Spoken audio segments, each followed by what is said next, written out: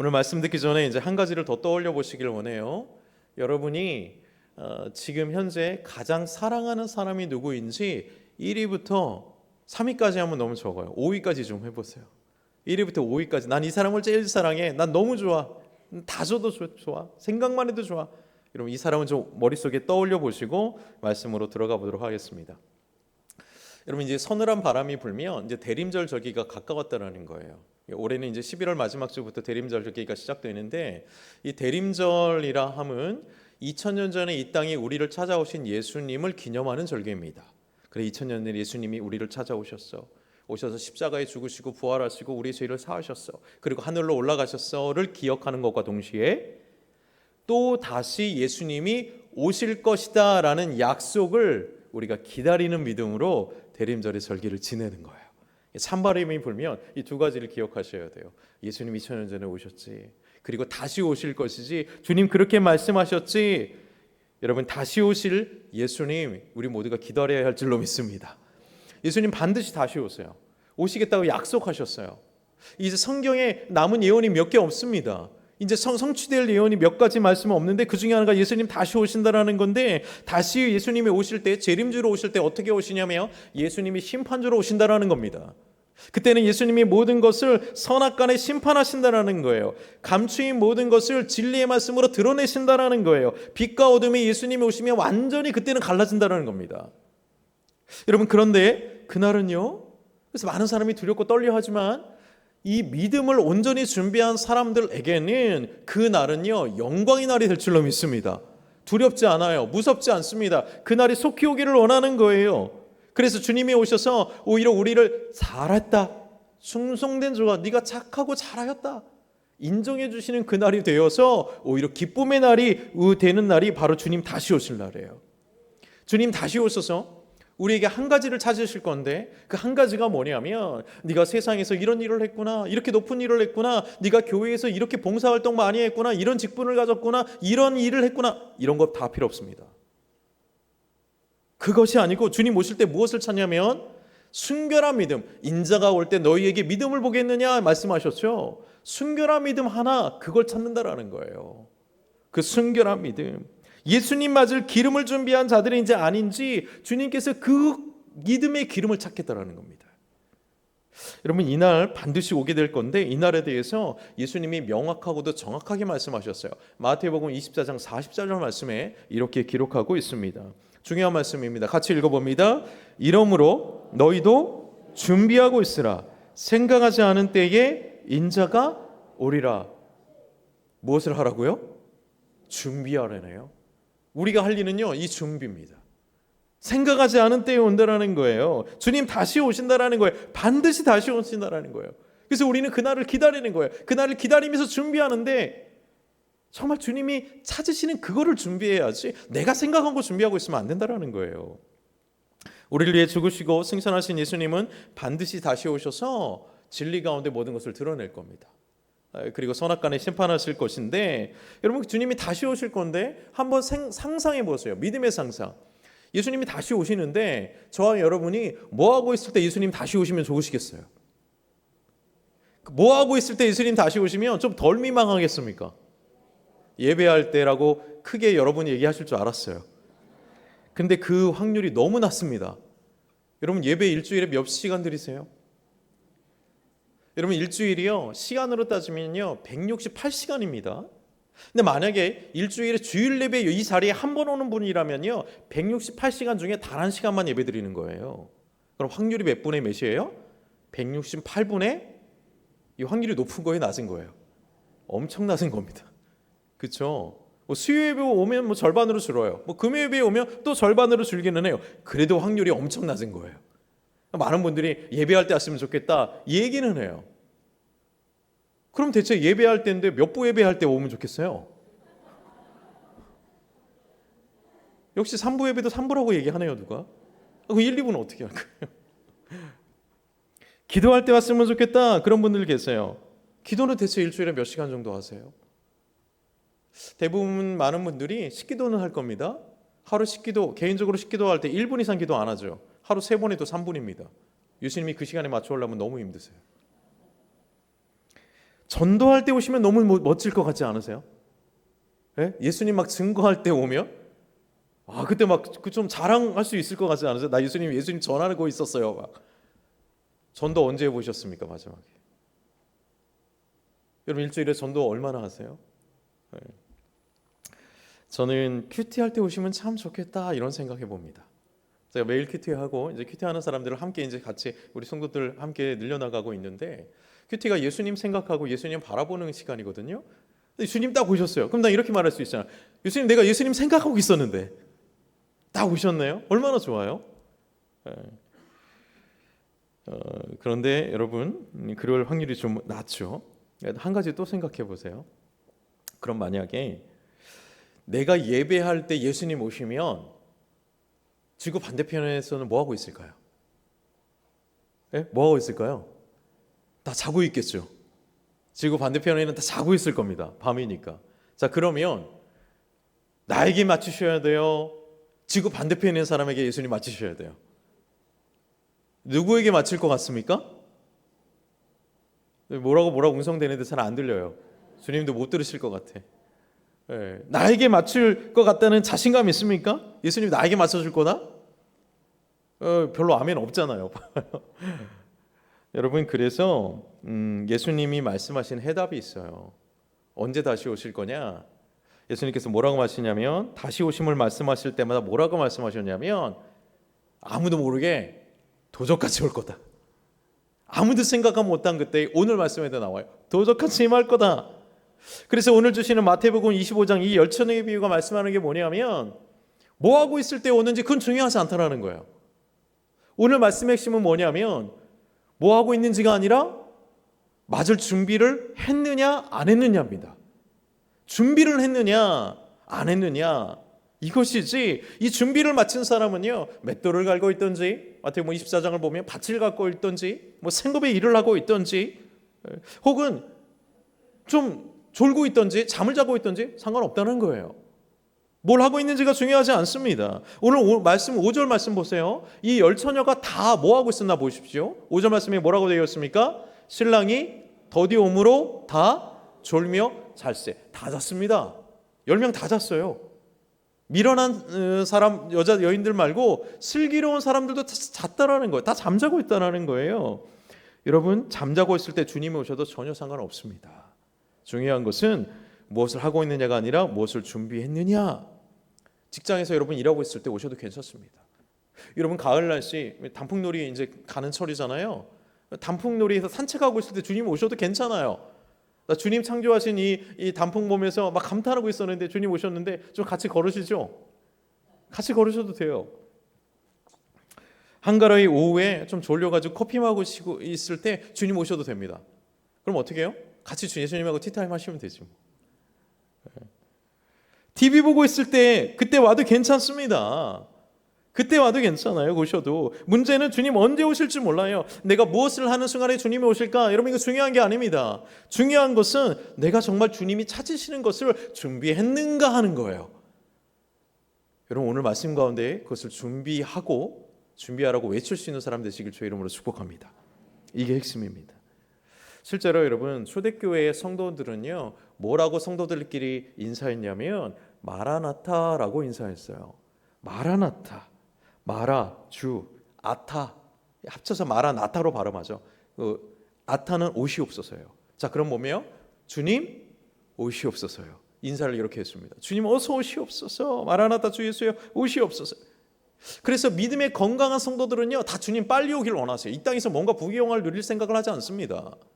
건강한 성도들은요 건강한 복음을 받고 있는 성도들은 주님 빨리 오셔서 주님 나라를 완성시켜 주세요 하는 거예요. 그래서 우리가 갖고 있는 이 성경의 맨 마지막 책 요한계시록의 맨 마지막 장의 절을 보면 마지막 축복 인사 절을 빼고 나면 요한계시록 22장 20절은 이렇게 끝이 납니다. 이것들을 증언하시니가 이르되 내가 진실로 속히 오리라 하시거늘 뭐라고 대답해요? 아멘. 주 예수여 오시옵소서. 마라나타 예수여 오시옵소서로 끝납니다. 여러분 주님 오시옵소서 이 종말에 관한 것은요 이단들만 강조하는 게 아닙니다. 건강한 성도들이라면 마라나타 주 예수여 속히 오시옵소서 건강한 복음으로 무장되어 있는 성도들이 다 이걸 바라는 거예요. 왜요? 인간의 노력으로는 이 세상이 완벽하게 될 수가 없습니다. 인간의 노력으로 회복될 수가 없습니다.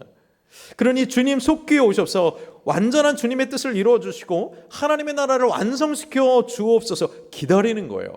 정상적인 교회, 정상적인 복음을 가진 사람은요, 다 주님 기다립니다. 주님 빨리 오세요. 내가 이 땅에서 뭘 이루는 게 중요한 게 아니에요. 주님 빨리 오셔서 주님이 완성시켜 주세요. 여러분, 이 믿음이 우리를 살리는 믿음이라는 것을 기억하시기 바랍니다. 오늘 이 천국에 관한 비유의 말씀을 통해서 예수님 말씀하시는데, 천국은요, 등불을 가지고 간 신랑을 기다리는, 예수님 기다리는 10처녀들과 같다. 5처녀와 슬기롭고 5처녀는 미련하다라고 말씀하고 있어요. 그런데 이것이 구분이 뭐냐?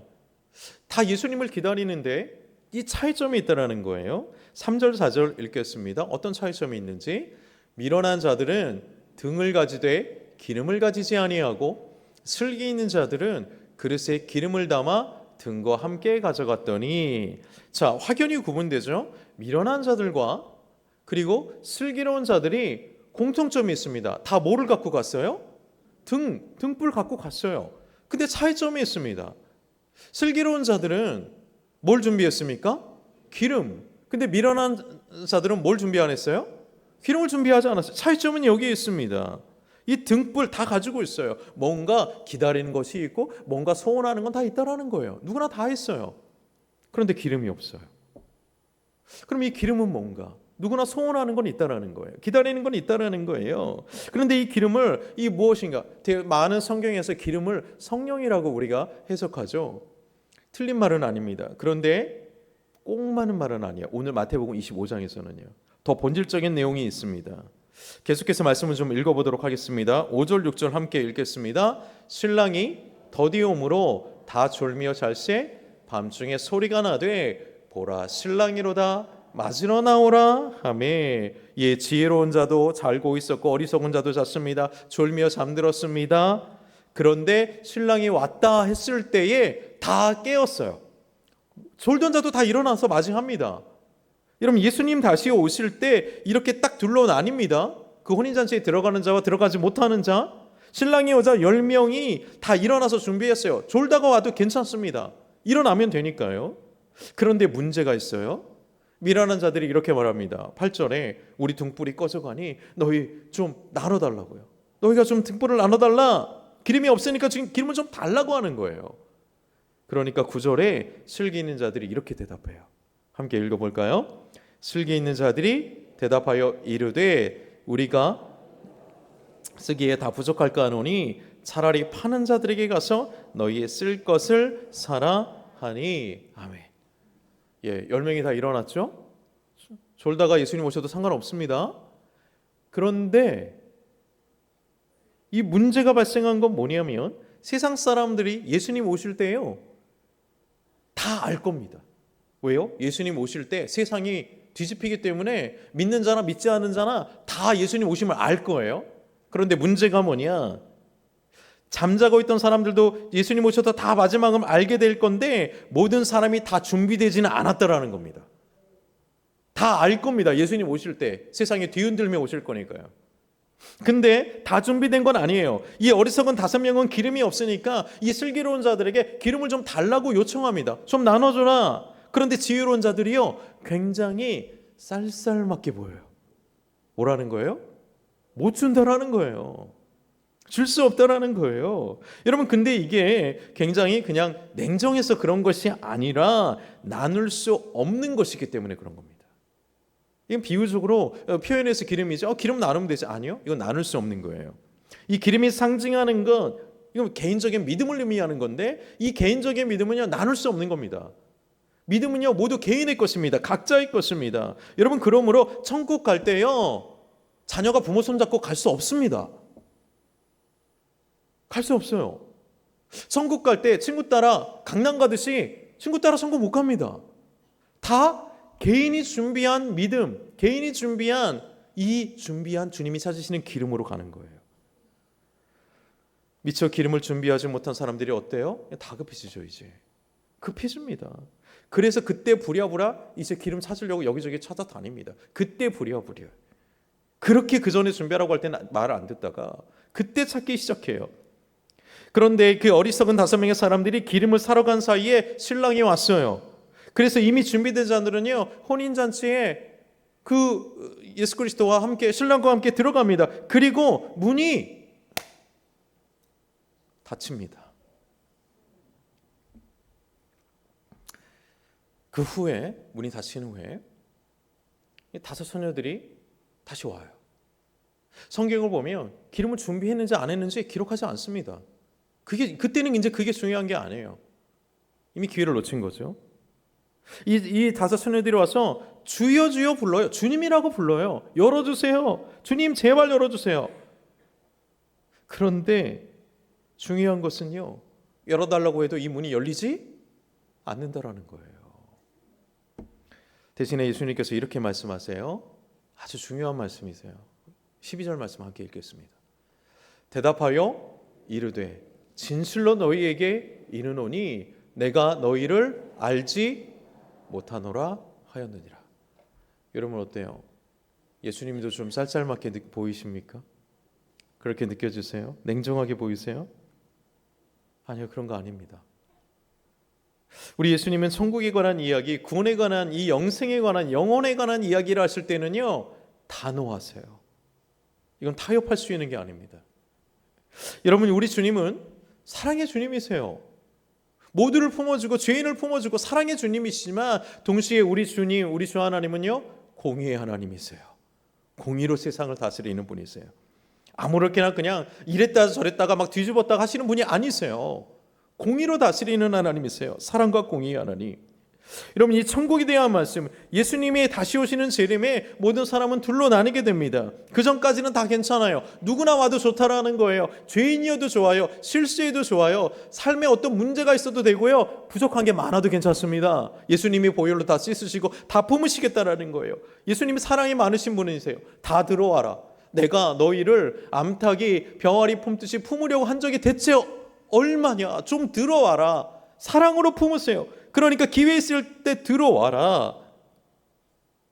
그런데 한쪽은 지혜롭고 한쪽은 미련하게 행동합니다. 그래서 마지막 때에 염소와 양을 가르치겠다라는 거예요. 갈라집니다. 이것이 종말을 얘기할 때 우리 예수님의 특징입니다. 예수님은 끊임없이 경고하고 계세요. 지금도 말씀하고 계세요. 그런데 문제는 안 들어요. 말씀을 몰라서 아닙니다. 안 들어요. 순종하지 않아요. 그런 사람들, 듣고도 준비하지 않는 사람을 예수님 뭐라고 하시냐면 미련하다고 말하는 거예요. 세상에서 똑똑한 거 필요 없습니다. 세상에서 바쁜 일로 지금 뭐 때문에 바쁩니까? 주님 볼 때 영적으로 미련하다라는 거예요. 주님은 오늘 그걸 지적하는 거예요. 영적으로 슬기로운 자들이 누군가 지금 기름을 준비하는 자들이라는 거예요. 나중에 그때 가서 좀 나도 들어가게 해달라고 하는 사람과 안 된다라는 것입니다. 여러분, 기름을 준비하실 때 준비하는 사람이 주님 보시기에 슬기로운 자라는 것을 기억하시기 바랍니다. 여러분, 등불은요, 교회 다니는 거예요. 이게 지금 이 말씀이요, 세상 사람들에게 하는 게 아니에요.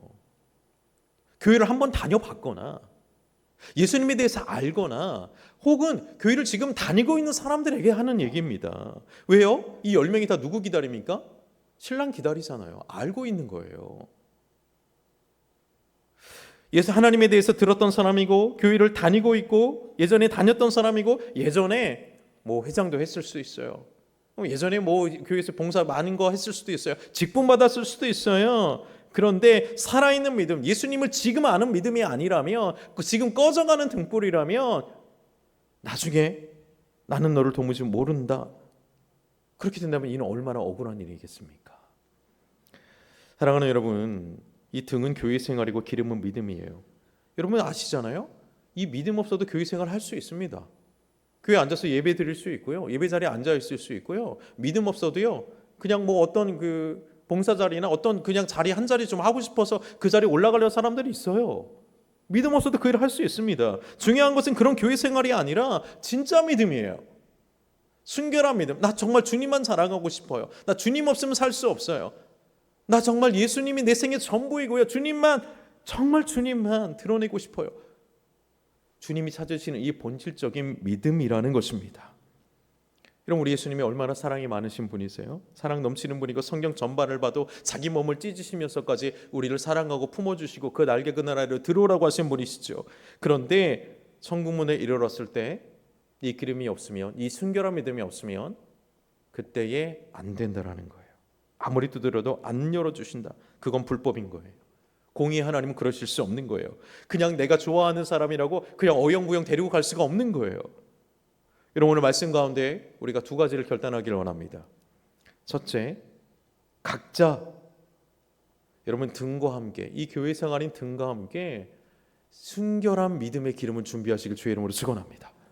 여러분, 주님 기름 찾으실 겁니다. 그걸 준비해야 됩니다. 이러므로 너도 준비하고 있으라. 생각하지 않은 때에 인자가 오리라. 생각하지 않을 때에 올 겁니다.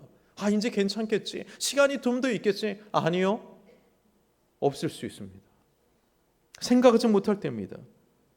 핵심은요, 내가 내 삶에서 정말 예수님을 얼마나 사랑했고 얼마나 순종했고 내 전부를 다 드리며 주님께 내 정말 모든 것을 드리며 주님의 영광을 드러내는 사명의 삶을 살았는가.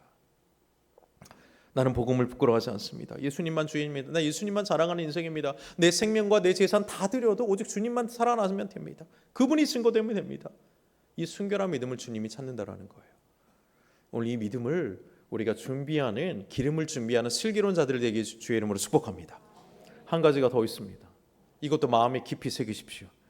오늘 말씀을 듣기 전에 한 가지 마음속에 떠올려 보자고 했죠. 여러분 마음속에 생각만 해도 좋은 사람, 사랑하는 사람 5명, 1위부터 5위까지. 여러분, 그 사람이 주님 다시 오실 때에 어떻게 되겠습니까? 슬기로운 처녀처럼 주님과 함께 혼인잔치에 들어갈 사람이 되겠습니까?